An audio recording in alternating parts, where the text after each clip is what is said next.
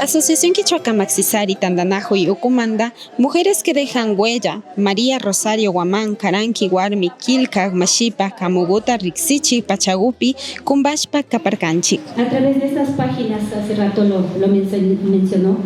pueden encontrar experiencias de mí como mujer, que he enfrentado a la incertidumbre, a la soledad, a la discriminación, a las injusticias laborales, a las barreras enormes, y pongo la lista, no va a caber de contar las barreras que el camino de la migración me ha hecho conocer, donde cada testimonio de este libro, símbolo de resistencia silenciosa y la lucha de la constancia de la dignidad como humana, como persona, fuera de nuestro país.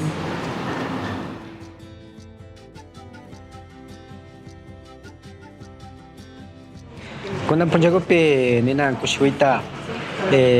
ñukanchipas charishpa kapanchik shuk kamuguta kunanpika lanzamiento ninchik tukuyma riqsichishpa kaparkanchik.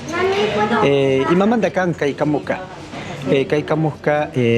migrantes ninchik shukta mama llaqtakunaman purishka ñukapanipak kawsaykunata riqsichishpaka chay kawsaykunaka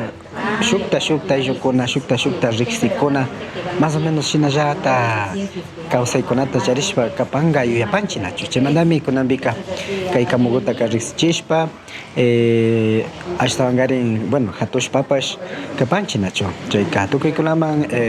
sakipanchik kay kamu shutika kapanmi